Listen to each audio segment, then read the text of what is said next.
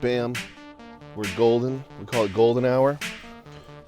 And we've got the golden hour light coming in. Yeah. It's the best time to film. I know that. I learned that at this film school, RISD Film School. And I went to RISD. Sam went to RISD. I did too. For 7 years. That's where I met Nick. Together? Yeah, I was on the football team. RISD, yeah. RISD football team. I played right faggot. I played left crier. I played middle call my parents for money. I was pretty good too. I could run really fast to the ATM. Dad? Check me out. Blue 32, Mom, come get me! So I'm here with, undisputedly, the most charismatic, the most likable, the top guy, okay? Where's his mystery charm come from? That's none of my business. But you know it's there, okay? The proof is in the pudding. We've got quite a few people. Let's go to the rape shed. Let's walk back here in the rape area. You're no doubt aware that we have quite a few people who follow us who are on the less charismatic side of the spectrum, let's say. Yeah. The booger guys. Yeah, booger guys, handicapped booger guys.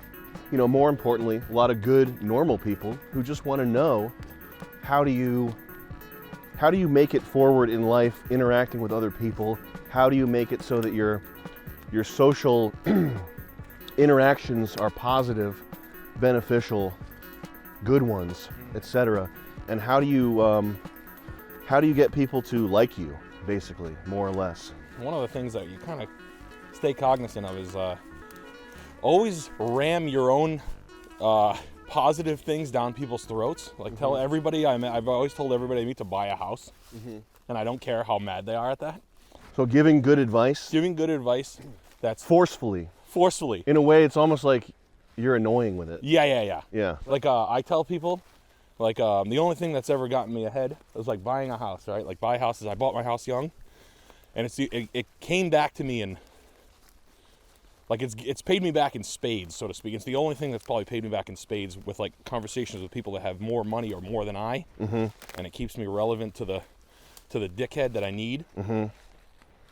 And my father, well, if he has an opinion, he's gonna give it to you, whether you want to hear it or not. Like, no, don't do that. I mean, the thing I noticed you do a lot, like almost every time you talk to someone, is you give warnings, basically. Like you're helping people avoid danger. And I don't think like people are so clueless. People are very clueless about what sort of danger is out there lurking. Yeah. And you're a guy who's very aware of how astray things can lead. Fast. Yeah. One move. I bought a car. I bought a Maxima. Yeah. New. Oh, cool. How much was it? Oh, I got a good deal on it. How much was it? $32,000. You make fucking $18 an hour and you buy yourself a car. You're fucked for 7 years, stuff like that. So if you have a fucking opinion, you just tell them, don't do that and drive a piece of shit Honda. And I think one of the things that's an important distinction is I've never seen you give someone advice to like stunt on them. Like to be condescending or belittling. Like you're always, every time you do this, and I know people get pissed off at you when you give advice because sometimes it's harsh, and sometimes you're like in disbelief that the person like fucked up that badly. But it's always like you're trying to help them do something better. You know what I mean? As opposed to being like, yeah, get like me. You got to buy a mansion. You gotta go do. You got to go to Hollywood and network, man. Like it's never. Oh yeah. It's never the type of casual advice that you get from people in LA. Like the type of things that people say in LA. Like you got to go do this. You got to go audition. You got to audition for parts and then get a director friend. No one told. I like to give people conversations that I've never heard before. Like no one's ever just been like, save $7,500 and buy a house. Oh, I can't do that. Houses are $100,000. Like, well, you don't fucking know what a mortgage is, you fucking moron. Like. Don't fuck your credit up on a Maxima. Yeah. Don't co-sign on a lease with a toxic girlfriend. Yeah. Like, don't pay for girls' shit because you're like a lonely sap. Don't date pieces of shit, or don't be with people that can't hold their own. I think the the takeaway from that is like sort of sharing what you have, not to the point where you're like putting people up in a room and you're like the guy with the hostel for wayward teens, but like sharing knowledge and sharing just being like very open with like what you have that you can leverage to get to a better position. Like there's not really any secrets in your playbook. Like you tell people the stuff that you do, it's like you would tell that to someone that yeah. My brother, if you didn't already know it, but like it's just there's not enough time in general to have like anecdotal stories that put you up on, like I don't like when people like happen to me all the time, like all the time people just nonstop brag to me about like stories of conquest, like I went to this bar and we closed out the bar and it's like I got really drunk or something like that. It's like, yeah. Thanks for the fucking logistics story. Yeah. I appreciate it. Thanks for the pro tips. Yeah, thanks for the tip on, thanks for the story, the anecdotal story where you're the fucking man. Yeah. Yeah, the world needs more of those. Oh, it was a Maserati, and they were surprised at how good of a driver you were? Yeah. Oh, cool. You told the professional that you knew the stats on the unit. Mm-hmm. So the two things people do pretty often, they do the bragging thing, which anybody who goes out west for a month knows what that looks like, because it's everybody out there is like that's almost like a language that they communicate in, is like the posturing and talking about the meeting they took and the fucking the LA stuff. It went so well, it turned into nothing. Mm-hmm. This meeting did so good. The story about my meeting that I had with where I met someone that's funny, that got me literally fucking nothing. Here. It got me nothing, so it's gonna get you something. That never fucking happens. I impressed them so much with my charisma, you'll never see my face on a billboard. They liked me so much, they never called me again.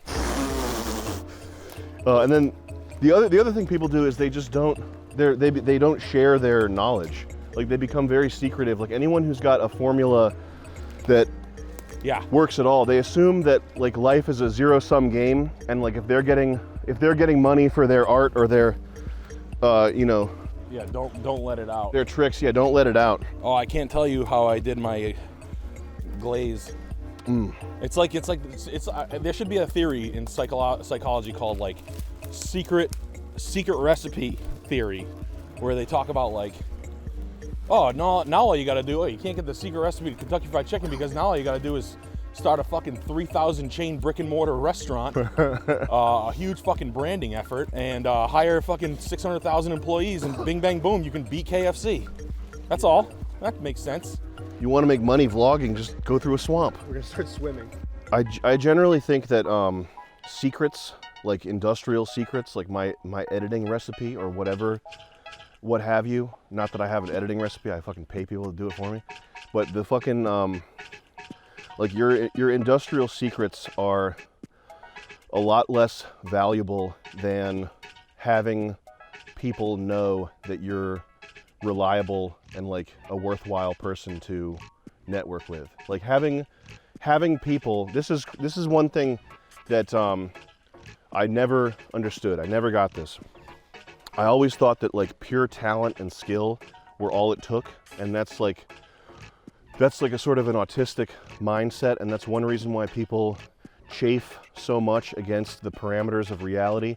Like, I don't understand. He was the best. Why doesn't he still have a job doing that? Why did they hire her? Why did they do this?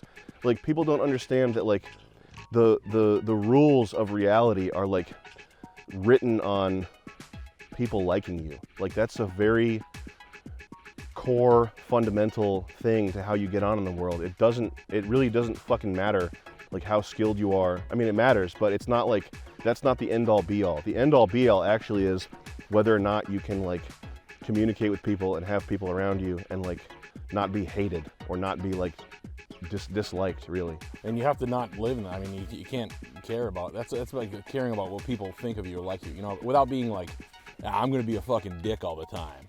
I don't mean people liking you.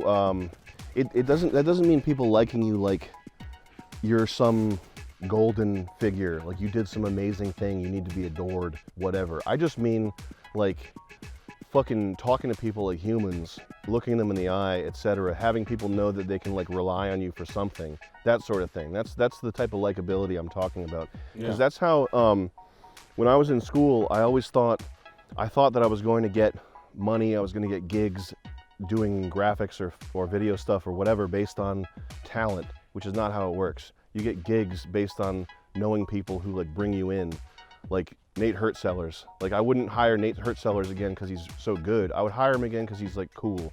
Yeah, and he was like nice the whole time. And he was nice the whole time, and he was like easy to work with. Like that's why I would, if I was doing something big, I would hire him again. You know what I mean? Yeah. No. Being fucking decent. You know, and then there's people who are more talented than, you know, like Nate Hertzellers and the guy, but the guy was a fucking, like, yeah, you were a fag. We've met a dozen people like that who are like slick, real good at what they do, and they're like fucking faggot dickheads. Yeah, like, oh cool, you're gonna try to question me and like stump me up and fucking. You're gonna embarrass me in front of the crew because of the lens choice that I thought would be a good idea, like that type of shit. Yeah, and then like the little costume guy with like stuff like that. You can't do that, and I'm just like, oh, I know, fucking foolish me for not being a fucking costume major. Like, let's go buy a fucking car and watch how many fucking fag-ass things you say. 50 is the answer. 50 fag-ass things where you're like, I'm gonna grind this guy. You're not gonna do anything. If I left here, you'd fucking leave in the car, you fucking pussy. If I left here at the dealership, you'd leave in an Altima. You'd leave in a Toyota Matrix. Literally, you'd be like, this is pretty sporty. He said it. And I'm just like, I thought you were gonna fucking pulverize the guy. I thought you were gonna kill him and get a car for free. I thought that when you left the dealership, the owner, you said this thing, it was so funny. The Raptor. You said the owner was gonna shoot himself with his gun because I got such a good deal. Oh man, when I left there, people said to me, oh man, when I got my deal, the fucking owner, like after he saw the deal, was gonna fucking fire everybody and quit his whole career, sell the dealership. He was fingering his gun. He was gonna do something crazy, man. I convinced him. Because I got such a good deal. I got such a good deal. Oh man, they made a special deal for me. That's what people tell me. They made a special. Nothing special. No one special. So the thing with the fucking negativity is, first of all, you're sabotaging yourself and you're basically paying yourself to do fucking nothing. And the second thing is that when you have negative thoughts like that, they come out on your fucking face. Like people know instantly if that's where your head is at, and it's like a repulsive thing. Like nobody wants to talk to you, nobody wants to be your friend, nobody wants to, and that's one of the hardest things about like not getting pussy when you're like 20 years old or 22 is like the resentment over not getting pussy makes you more repulsive. It makes you more repulsive than you could ever imagine when you're not getting pussy. And getting pussy is like getting money. And if you're not getting money and you're bent out of shape over it, and it's like eating at you, and it's this blackness inside you, then it's a recipe to get not more money. Watch this pretty puppy start. I did the snowpack in the wheels all winter. I did the open ground for the bottom to get the rust on the CV boot and the joints and lower control arms. I wanted to get them all rusted up for the season. And let's see if it starts up. Oh, it did literally fucking nothing.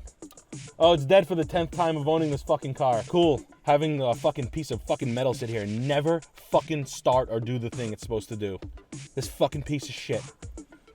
I hate this fucking car with all my fucking might. I swear to God, I wanna fucking smash it with sledgehammers. I swear to God, I wanna cut its fucking hands off. I wanna rip the steering wheel out. I wanna kick this fucking dashboard in. Open the hood and then rip it off with the fucking car. I like it. I wanna rip all this dashboard. I wanna smash each thing. I wanna take all the controls and kick them in a recycling bin. Rip off all the door panels. I have a front lip on the front, the VSR1 3.0 CSI race bumper. I want to specifically fucking run and drop kick that every day at night. I want to come and kick it for 10 minutes. That's what I want to do. I want to open the fucking engine, get it to, as far bled opened up as I could, and then dump fucking sand in the fucking engine, like fucking pebble-sized gravel, and fucking floor it, and then block the exhaust pipe. Hey, you think you know someone that would want to buy it? Hey, do you think you'd have a friend that would want to buy a cool classic?